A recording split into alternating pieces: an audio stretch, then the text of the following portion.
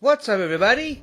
Doctor Who Flux is what's up. Yes, I know and I realize that the Flux, which is Doctor Who's 13th season, or series, depending on who you ask, happened a couple of days ago, or at least over a week ago, but I have only just now watched all of it.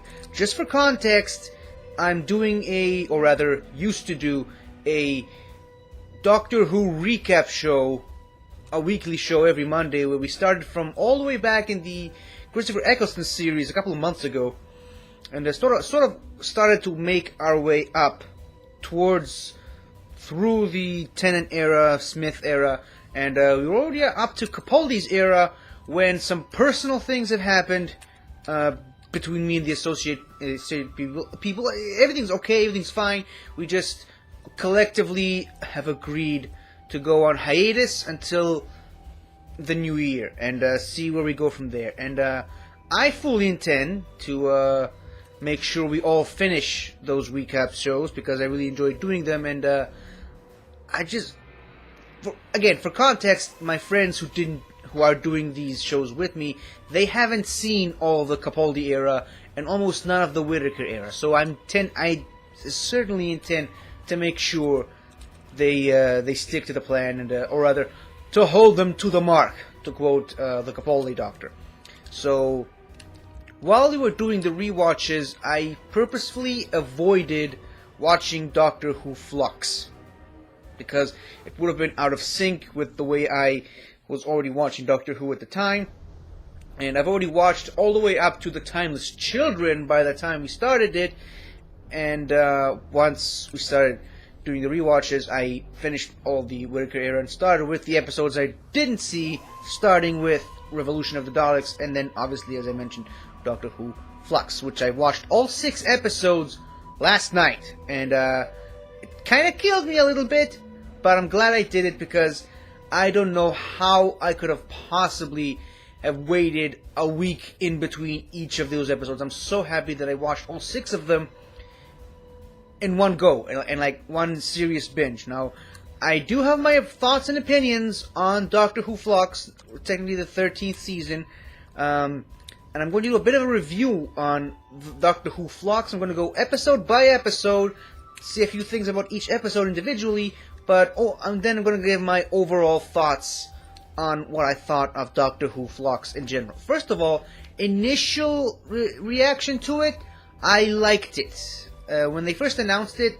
over a year ago, that rather than going the traditional 10 to 12 episodes that are each their own separate thing, which, because of other things that happen around the world right now, we're going to have to be incredibly low budgeted and mostly centered around one place. They chose to go in a different direction of just shooting a 6-part movie almost, and just releasing it as it is, which is a slightly similar, one continuous story arc, slightly similar to the Colin Baker era's Trial of a Time Lord, except, obviously less episodes and done in the modern series' context. And now, when they first announced that, I felt like, okay, this could either be what the show really, really needs right now, especially after all the controversy and the backlash of the Timeless Child storyline. This could be really good for the show, this could really elevate the show, or it could completely fall on its face and break down. And thankfully for me, I'm glad that I was wrong on both accounts. It was somewhere down the middle. I think it definitely helped to elevate the show, but it's still, I don't think, quite had the impact that maybe Chris Chibnall and company have had in mind. Overall, I'd say that there are definitely some notable gems in Doctor Who Flux. Some good episodes, some great all-timer episodes even. But overall, I'd say the story in and of itself didn't quite live up to what they were promising.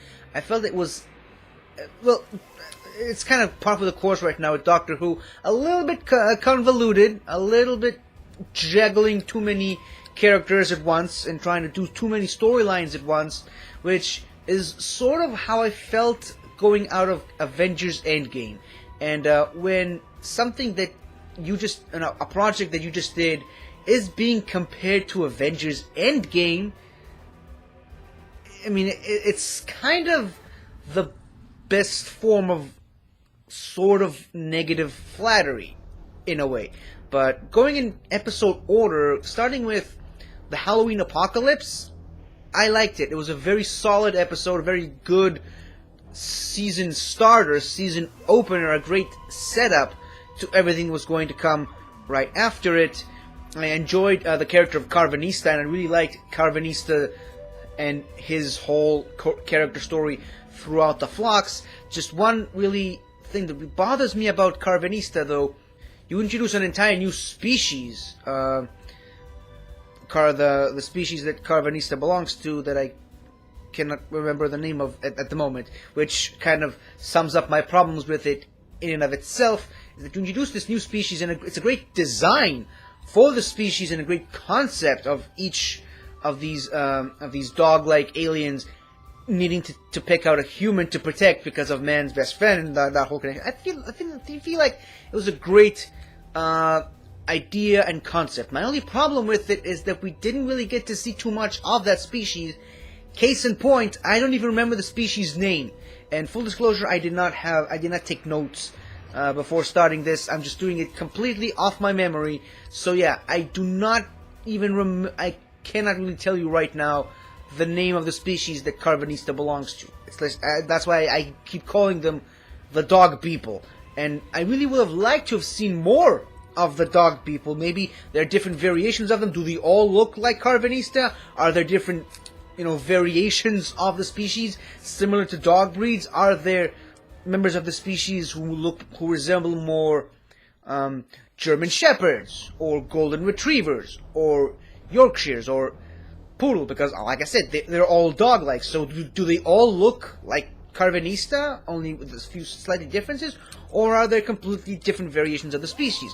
I don't know. We've never seen a single member of that species other than Carvanista himself, which, spoiler alert, when they all get completely wiped out by the Sontarans by the end, doesn't really have quite the impact that maybe the showrunners were planning for it to have. I didn't really feel the loss of an entire species. I didn't feel for Carvanista losing his entire race and essentially being the last of his kind.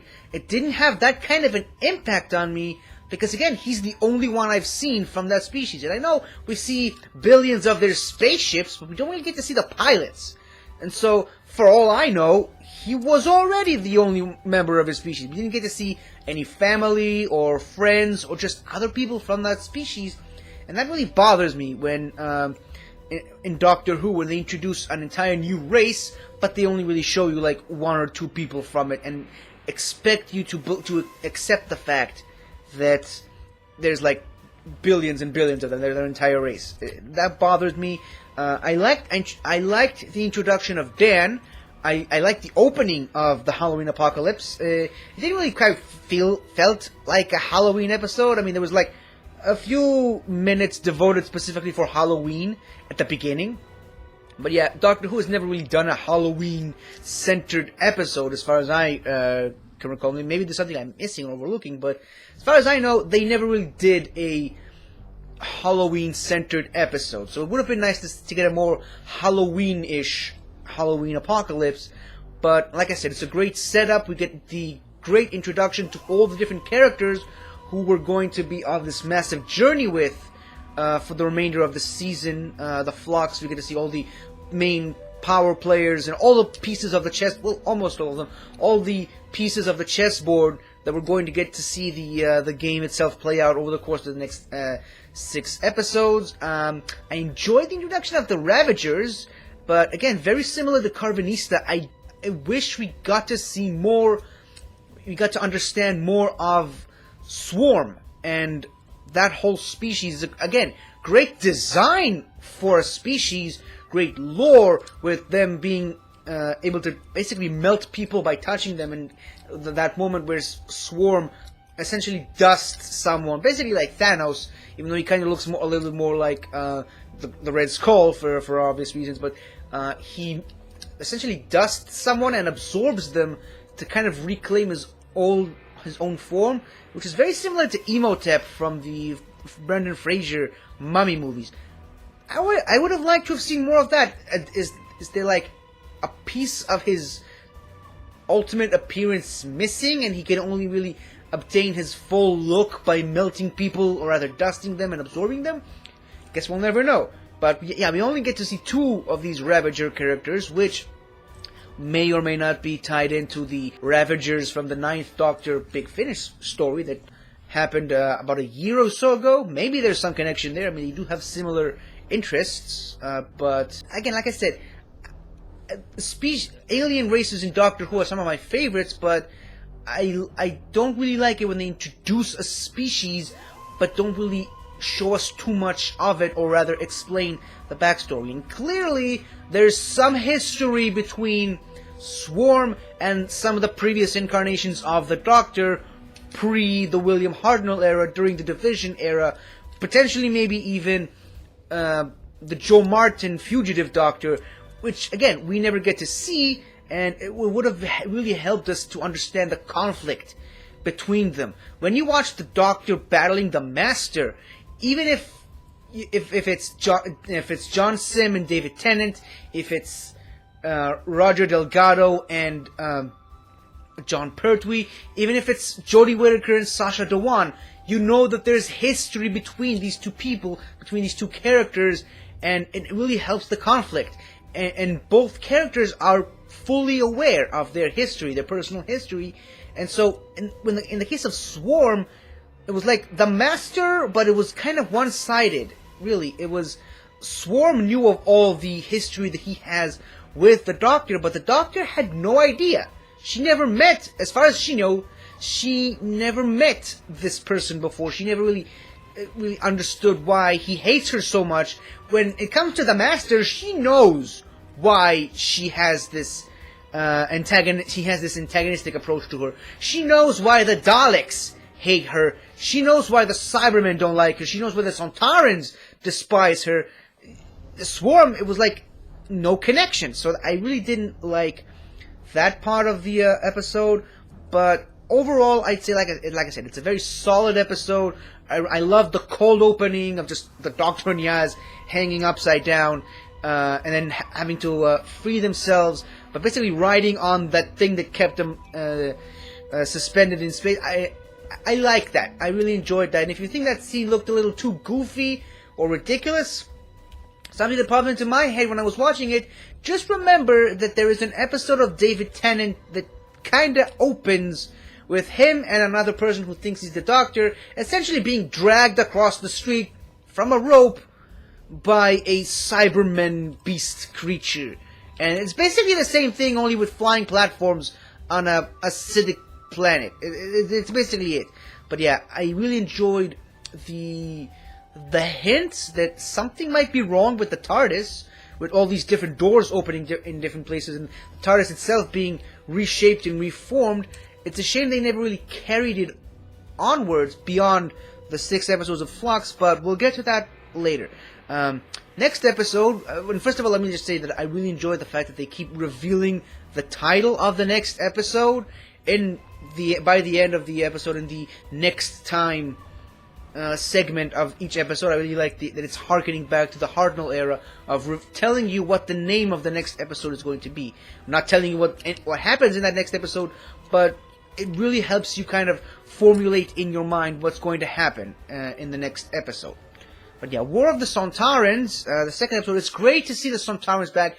I love the Sontarans. The Sontarans are one of my favorite races in Doctor Who. It's a race that I don't think gets enough attention, and it's also really great that they brought back the original actors from the Sontaran Stratagem and the Poison Sky.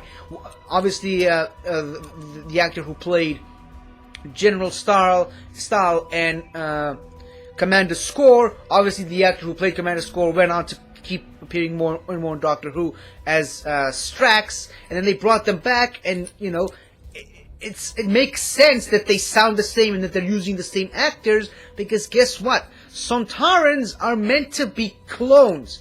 It makes sense that they look the same and sound the same. And that's why pretty much those two actors basically played all the Sontarans in this episode. That's why all the Sontarans basically sound the same.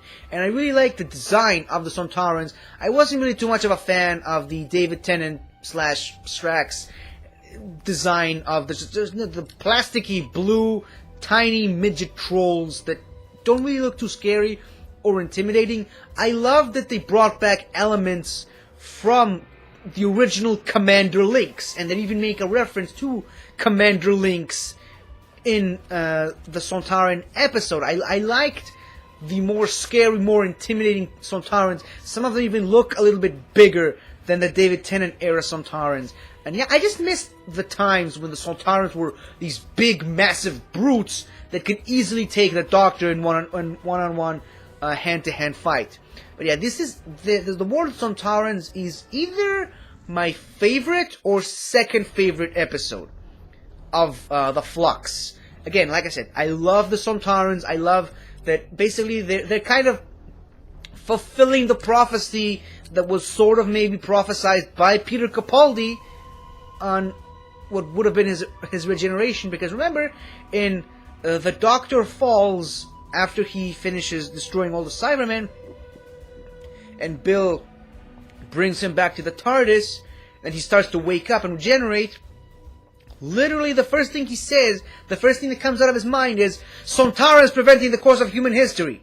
And then the second thing he says is, I don't want to go. And he says that in the exact same tone that David Tennant said it in his infamous regeneration episode, which kind of led me to believe at the time that, okay, the I don't want to go is referencing his personal past. The Sontarans comment is referencing the future, which we kind of did get to see. The Sontarans are perverting the course of human history by way of the Crimorian War, a war I am not too familiar with, or at least I wasn't too familiar with before watching this episode. The Crimorian War, again, I still can't properly pronounce it because I wasn't too familiar with. It's not something that a lot of history books in my area tend to teach, and I love that they, shine a light on it by also showing us Mary Seacole, Mrs. Seacole. Again, it's another historical figure that Doctor Who does best. It shows you basically the character itself, the figure itself, and it also teaches you a little bit about them.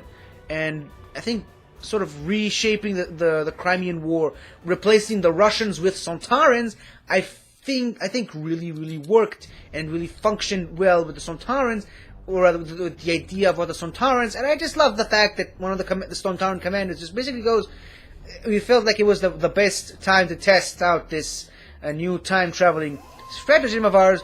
Also, I really wanted to ride a horse. I love that line so much. And so seeing Sontarans on horses is just one of the greatest joys of life. Some negatives about the episode, something I didn't like about the episode, is the fact that basically Dan and Yaz were separated from the Doctor for seemingly no reason. Like, yeah, I guess there was some plot reasons. They had to send Dan back to set up, the end of the episode so that the Doctor could have someone in sort of present-day Earth to communicate while she's handling business in the 1850s. And Yaz was just, off doing on her own standalone mission, which was basically only there to set up the next episode. That is a nice segue to the next episode. Once Upon a Time, which ironically might actually be my least favorite episode of the Flux series, and I'll get into why in just a second. It's just basically okay. So again, we get to see the Doctor and Swarm again, and again, there's that familiar conflict that I mentioned that we know nothing about, because the Doctor doesn't seem to recognize Swarm, but Swarm knows all about her, and the Doctor does what she always does, comes up with a plan in literally the last second that could end up destroying her, but she takes it on herself to save her friends. And we get to see several different timelines taking place with all all 4 characters, as a matter of fact. We get to see Yaz, again, standalone mission with Yaz, a sort of standalone mission with Dan, a standalone mission with Bardic, I think that's his name is. Again, I watched it last night. I don't particularly remember all the names of all the characters, but I think it's Varick. I think maybe I should have looked. Maybe that one I should have looked up before starting this. But anyways, I already started recording. I'm not going to stop it right now. So basically, we get to see a little bit of Varick's backstory, which again, it's a setup for the Great Serpent or the Grand Serpent, which we will get to. He's one of my issues, but we'll get to him in just a second. But yeah, it's great backstory for Varick, and we get all that story interplayed with the story of Bell, which is, I feel like it's great. It very much reminded me of the Ireland stuff from Ascension of the Cybermen, setting up a much larger story in between a story that's taking place right now. And I really liked how they focused on her and what she was doing in the post-Flux area of the universe. The Yaz stuff I felt like was kind of, yeah, whatever. I mean, we get to see Yaz arguing with her sister again, and Yaz as a police officer again. Yeah, didn't really do much anything for me. I liked the Dan stuff. I liked what Dan was doing, and I liked that it was a great setup for the Victorian era character that we got to see later on, or rather, we did see him at the beginning, at the Halloween Apocalypse, but he became a much more important character later down the line. And obviously, we get to see some more of the Doctor's backstory. We get to see the mission that she was on that may or may not have involved Swarm, while she was still the Fugitive Doctor, and her shared past with Carvanista. And I'll say this: I loved the new design of the jacket. This basically the same jacket that I'm wearing now. It was just inverted, so like the black area over here would switch to the back, and the whitish gray area over here was switched to sort of this side. I mean, you know what I'm talking about. I'll probably have a picture on right now for you guys to understand. But yeah, I loved the different jacket, the black jacket.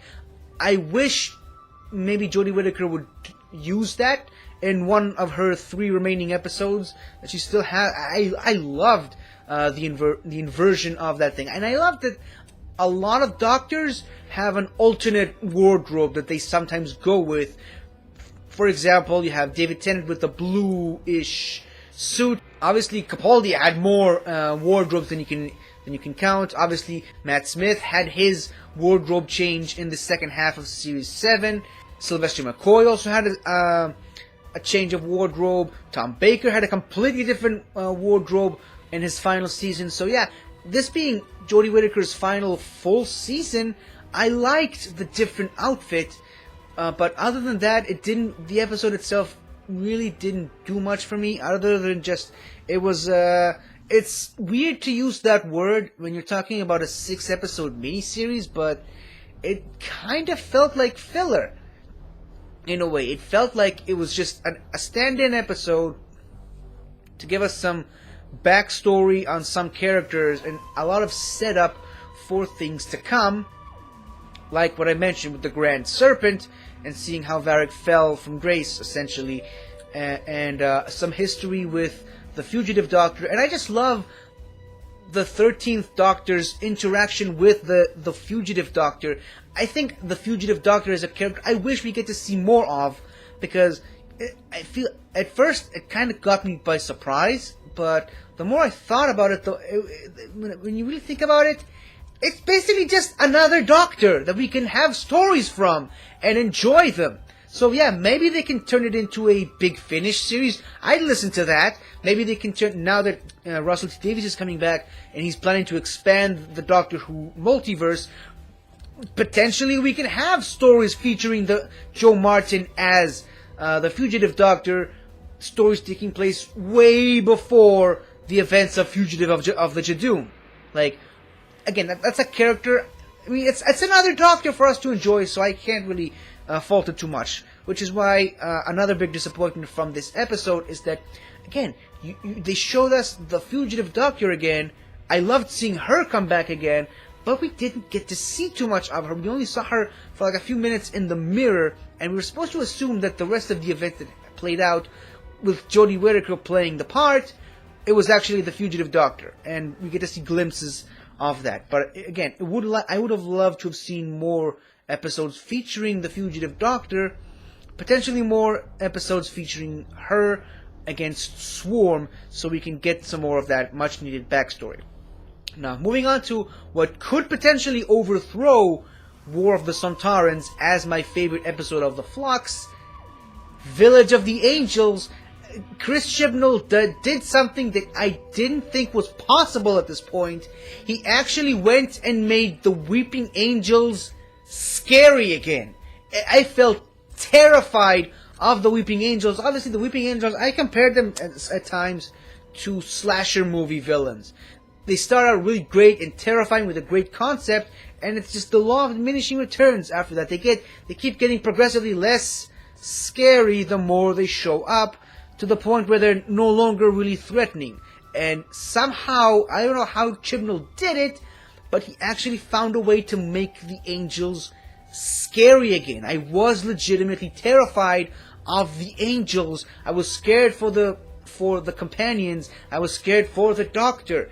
And again, when you're talking about creatures that basically their way of killing you is just sending you to the past somewhere and let you live to death, which is like the biggest definition of mercy death, mercy killing that I've ever seen. And yet somehow this episode still made me terrified of them, of what they would do, particularly because they introduced the new element of, if you get sent back to the past twice by the same angel, your body just doesn't survive the trip. Still doesn't explain how Amy and Rory were able to be sent back in time all those many different times, but I mean, that's beside the point. That really put the Angels back on the A or even S tier level villains that they used to be when they were first introduced in Blink. And again, it's with the Angels, there's always going to be that element of, okay, this character is actually this character who was sent back to the past and lived out the rest of their lives. I kind of figured that pretty easily. It wasn't like a big mystery or anything. It was still nice to see on screen though, but it was basically a textbook that did. I think I just invented a phrase, but yeah, and I love that they brought back the element of that which holds the image of an angel becomes itself an angel, and we get to see that in full force, where even like a drawing of the angels that the Doctor rips apart and curiously doesn't burn in the fire, it just pieces itself back together and just becomes an angel again, and the angel's coming out of the television screen. That was, again, terrifying, and what you would expect from an angel. The angel's using the polygraph machine to draw an angel out of those lines. That was really scary. So yeah, the angel. This might actually be the best Weeping Angels episode. It might even I mean, I don't know. It's hard to top Blink, but yeah, this might actually be the best story featuring the Weeping Angels since Blink. And it ends on such a great cliffhanger that, again, I don't know if I could have contained myself watching that episode and having to wait an entire week to watch what happens in the next one of the Doctor turning into a Weeping Angel. Just the imagery of that burned into my mind is just incredible. And I love that I would live to witness an episode like that, even though it later kind of turned out to be the fact that no, they only just encased her in that as a means of transportation, and she didn't really become an angel. Yeah, okay, fine, I'll bite. But yeah, then it brings me to my next episode of the Flux, Survivors of the Flux, this is the episode where the problems with the Flux really start to become apparent. Up until this point, for the most part, it's really been several mostly standalone stories that fit into a much larger narrative of the Flux, this one, and the penultimate episode, and the last episode, which we will get to in just a second, it was all the Flux. Like, it was just the Flux in action. We get to see the return of Tecteun, officially the return of Tecteun, and yes, I understand that a lot of people have issues with the Timeless Child storyline. I didn't quite warm up to that storyline at the beginning. I've learned to accept it as time went on. But yeah, this solidifies the fact that the Timeless Child is in fact the Doctor. And yeah, the Timeless Child storyline, it's canon now. It's part of Doctor Who mythology. It's part of the show. It's in the franchise's DNA now. And it's pointless to say otherwise. I mean, I'm sorry. I'm sorry if it doesn't fit your personal view of what the show and the franchise is or should be. Saying that the Timeless Child is fake or non-canon, it's just you're burying your head in the sand and pretending it doesn't exist when in fact it does. So you're gonna, even if a lot of people do seem to agree with you on that, you're all going to be pretty much alone on an island of just, believing that something doesn't exist. And yeah, it's just the Timeless Child is a part of Doctor Who now. Tecteun officially confirmed it, and even the Doctor now is starting to believe it herself. So just wanted to get that out of the way. And like I said, I didn't quite enjoy, or rather, I kind of tricked myself into believing, like other people, that maybe the Master lied, or the Timeless Child storyline it was just a ruse. But no, I now fully accept it. It is a part of the show now, and really, it doesn't matter in the grand scheme of things. It's not like completely changing our understanding of who the Doctor was up to that point has ever stopped anyone before. Like, it's not when William Hartnell first regenerated into Patrick Troughton, people just accepted it and went on. When they introduced the idea that the Doctor can now jump in between regenerations and meet future and past versions of himself, everyone accepted it and moved on. When the War Doctor was introduced, again, it took everyone by surprise, but everyone eventually accepted it and moved on, and now the War Doctor is one of my favorite Doctors. It's just, that's a part of the show. Change is a part of the show, don't try to deny it. And yeah, so the Timeless Child is a part of the universe now, and yeah, I feel like the reveal of that and the confirmation of that was very well handled by Tecteun. Going on to the B plot, sort of, it was fun seeing Yaz, Dan, and Professor Jericho travel the world together and trying to decode different things. Ultimately, I didn't feel like it was a completely necessary subplot. Like, it feels like they needed filler. They needed a reason they needed something for the companions to do while they intercut the entire storyline with the Doctor confronting Tecteun and everything that happened, and the realization of what the division is and what the division has been doing and still continues to do so in that episode. And again, shattering our understanding of the Doctor Who universe as we know it, intercut with a B plot of Yaz, Dan, and Jericho traveling the world together, trying to find the Doctor for 3 years. Intercut with another B plot of Varric chasing after Belle, trying to find her, eventually finding the woman that Dan wanted to date inside the passenger, which again, obviously, it was a great setup for the ending of the episode. So this episode, and obviously it shows us a lot of the Grand Serpent, which now we can actually get to talk about the Grand Serpent for a little bit. I think the Grand Serpent is probably my least favorite new character from the Flux. And the main reason for that is that I think it's a completely waste of a character. Here's what I mean by that is, again, you introduce this great character with potentially great backstory and lore, and for the most part, I feel like he was really, really completely unnecessary. And again, just a way to fill up time to reach a certain time limit for an episode. So like, yeah, he is the main reason. He kind of sparked the idea for the foundation of Unit. And again, it's great that we got to see Unit back again. I loved seeing Unit. I missed Unit ever since Resolution.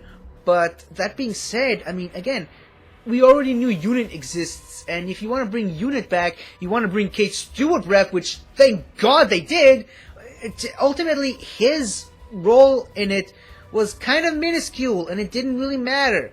Unit would have already been there without his intervention, because it's such an ingrained part of the DNA of the show, of the franchise, that we didn't really need to see, oh, he actually raised the fundings for Unit, and he basically did that over the course of decades, but for him it basically felt like a week, because he kept jumping from one time zone to another. And yeah, it was great to see the old Unit uniforms back. It was great to hear the Brigadier's voice again, even if it was just, for a second there. It's great that we now have a much bigger understanding of the timeline of Unit. But again, ultimately, the Grand Serpent, he was a character that I think was introduced in a great way in Once Upon a Time. But other than just being something for Varric to fight off, for like a foil for Varric, he didn't really do much of anything. He was always just a dangling loose thread that Chris Chibnall had to keep reminding people he still exists by way of keep shoving him into the episode. So yeah, I didn't enjoy the Grand Serpent. I loved seeing Kate Stewart back, and I loved all the mysterious doors that lead to different points in time and space. And maybe that was the next episode, I can't remember, but yeah, it was great to see an Ood back again. I love the Ood! And I love that Tecteun has an Ood! It's so great to see the Ood back, and I love the new design for the eyes. But yeah, that was Survivors of the Flux, which might be my second least favorite episode, particularly because this is the episode where all the problems really start to become more apparent. And yeah, they're trying to wrap up so many different things in just 2 episodes. This episode kind of got shafted, in my opinion, and this episode really took the blunt of having to bear the weight of the entire series resting on its shoulders. But fortunately, the last episode, The Vanquishers, it was a solid ending for this 6-part miniseries called Flux. Again, obviously the Vanquishers, basically, it means the Sontarans. But yeah, I think this is a great story for the Sontarans, even though I still prefer War of the Sontarans. It might actually be my favorite Sontaran episode, as a matter of fact. It's kind of hard to top the Time Warrior and the Invasion of Time, but yeah, War of the Sontarans might be my favorite Sontaran episode. But the Vanquishers is also a really good one. It shows the cunningness and sneaky, underhanded tactics that the Sontarans sometimes tend to employ. And it's always great to see, again, Daleks and Cybermen on the same screen, but I mean, kind of felt like they were a bit wasted, only showing up at the end. But it was great seeing the Daleks and Cybermen, because it was more set up for the Sontarans and their grand master plan, trying to make the most out of the Flux situation in their partnership with the Grand Serpent, which, again, throughout this entire episode, it really felt like the Grand Serpent was nothing more than just a loose dangling thread that was just, oh yeah, he exists. And obviously, like I said earlier, the death of the Lupari, I think, the Lumari, I can't remember, again, the dog people, Carvanista's species, that moment should have had more of an impact on me than it did. But because I didn't really get to see too much of that species explored in this... And again, there's only so much you can cram into 6 episodes, but it would have really helped narratively to get to see more of that particular species. And again, they played a great part in the Flux storyline.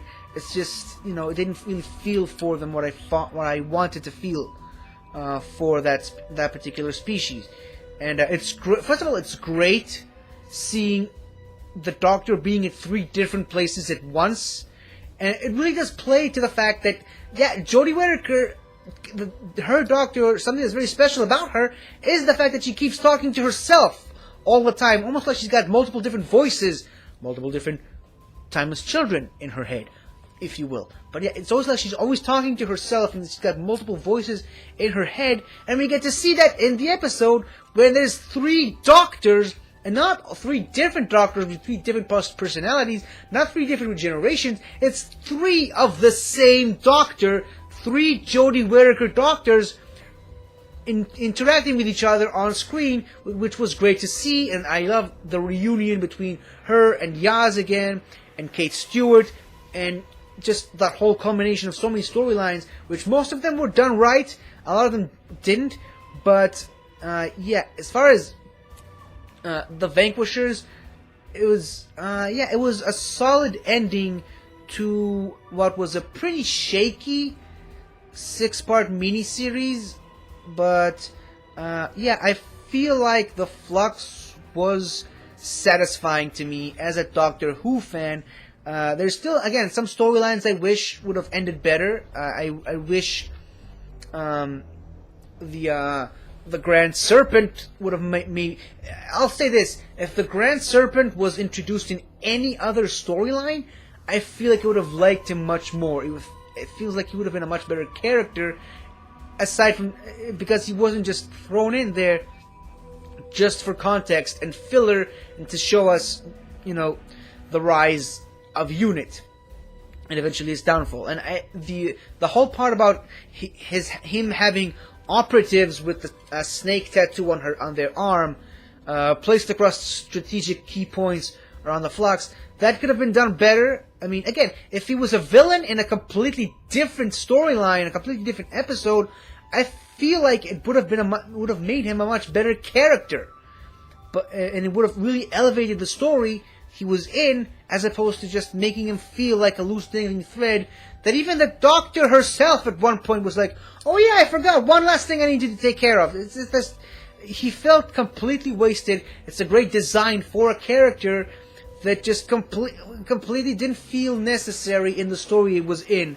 The Sontarans and Swarm and the Flux and the Angels and Tectayun, all of these were good enough foils for the Doctor on their own. You didn't need the Grand Serpent in this. And it saddens me that we're probably never going to see the Grand Serpent again, because they left him like an asteroid in the middle of nowhere with no possible chance of escaping. I don't know, who knows? Maybe one day he's going to find a passing by ship and he's going to intercept it and he's going to take revenge on the Doctor or something like that. I don't know. Like I said, it's a great idea for a character that just felt completely wasted and unnecessary in the episode that it was in. If he was in a completely different episode, maybe I would have enjoyed it a little bit more. So that's basically my review on each separate episode individually.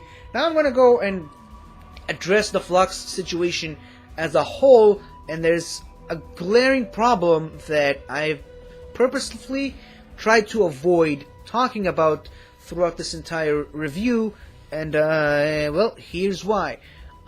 It really does feel to me a lot like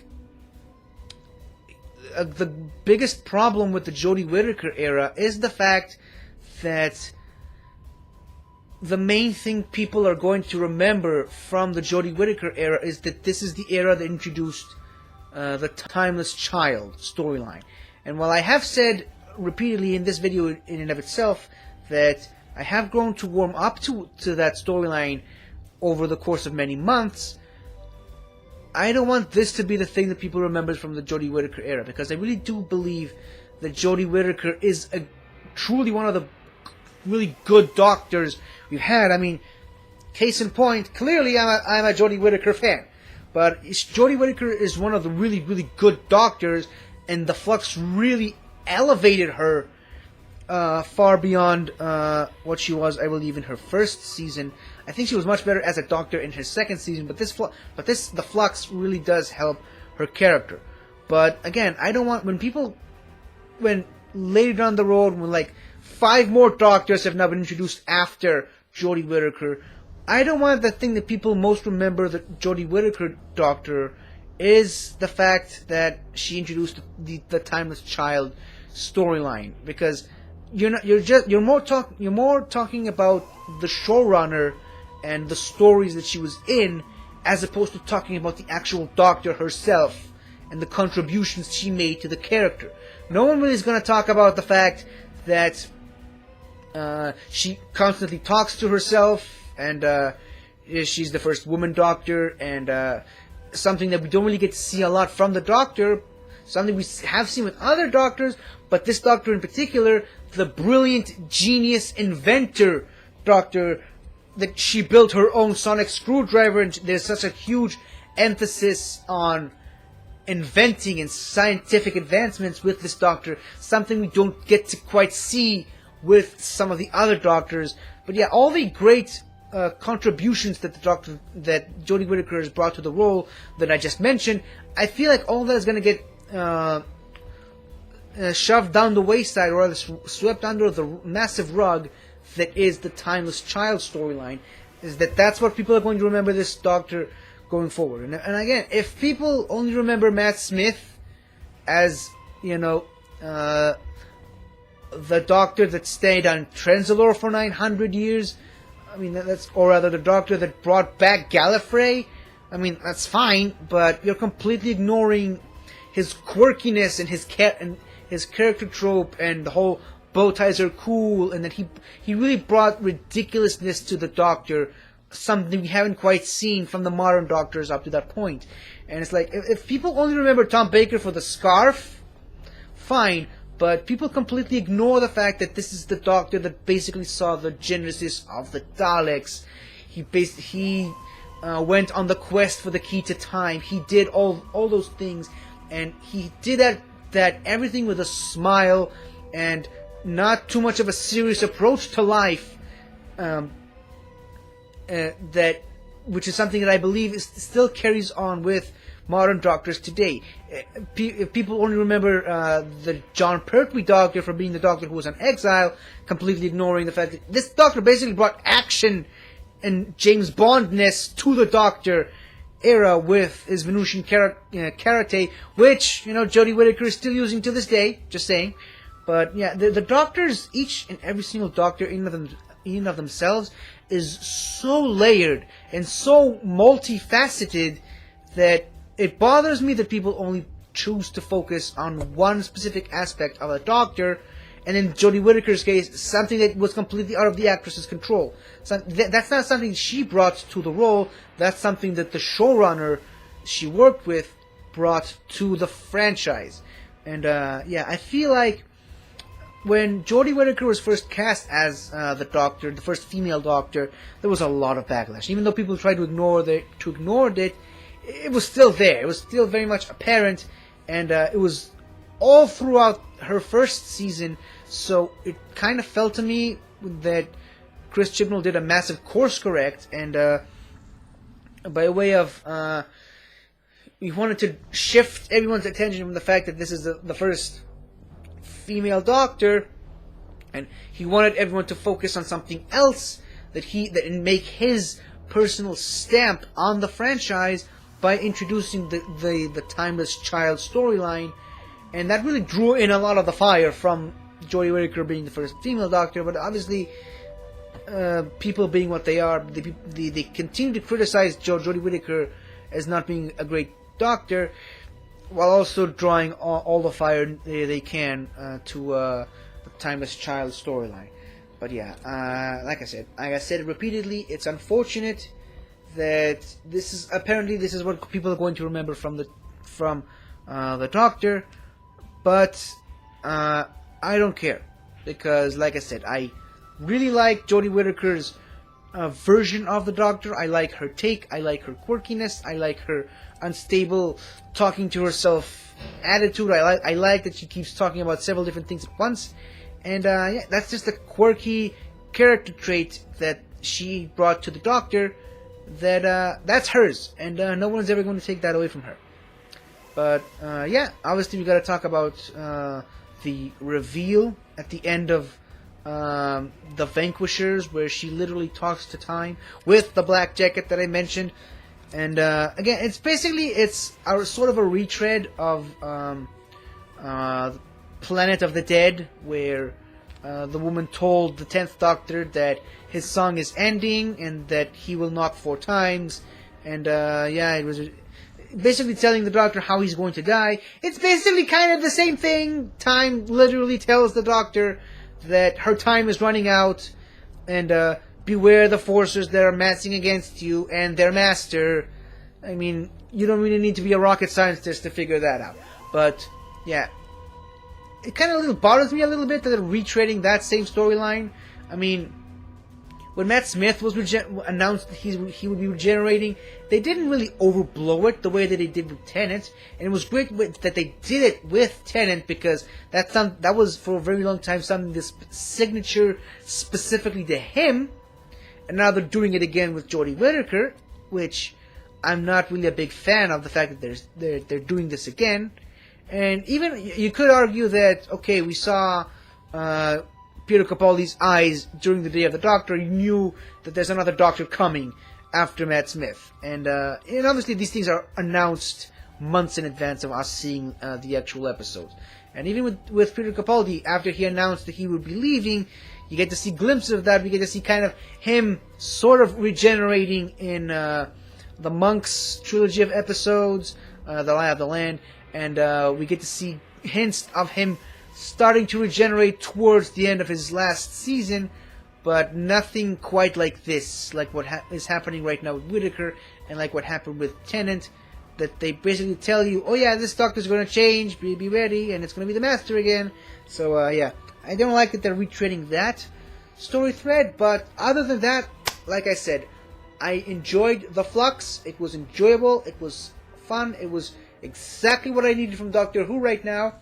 Didn't quite land completely the way I wanted. It didn't blow me away. I wouldn't say it's Jodie Whittaker's best season as the Doctor, but it was a thing that happened now, and I am so glad for it. And I cannot wait for the Eve of the Daleks in a few days from now. Yet again, another Dalek story. What a great way to end the year with another Dalek New Year's special. But yeah, that's all that I have to say about the Flux right now, and I'm now looking at the timer. This episode kinda lasted about as long as an episode from the Flux series. I could not have planned it better if I tried. But yeah, that's it for me right now. I now have a ton of editing to do on this very video to hopefully bring it to you guys as soon as possible. I apologize if I seemed a little bit inconsistent. I didn't really quite know what I was going to say. I'm not a good script guy. I don't write my own scripts. I don't take notes or anything. I just turn on a camera and start talking and just spew out everything that comes from my mind, because I'm speaking from my mind and from my heart, and I already have one of those. So each, I should say. But yeah, so that's basically how I do reviews now, and that is basically all my thoughts poured out onto a camera about the Flux. And yeah, that I feel like I've already said about everything I can say, and saying anything else beyond that will only just take away from it. So that's all I really can say about Doctor Who Flux at the moment. Thank you for watching me, if you have, for however many minutes you decided it was worth spending on hearing my thoughts on it. And yeah, really looking forward to the future of Doctor Who, the next episode, the next year, the next Doctor, and eventually the upcoming 60th anniversary. So thank you for watching again for the 5th time, and I'll see you some other time. And until then, everybody, Alonzi. Hello again, everybody. I really hope you enjoyed this video, cause I really enjoyed making it. So, if you like what you've seen here, please remember to like, share, comment, and subscribe for more awesome content like this. So, until next time, guys, I'll see you guys next time.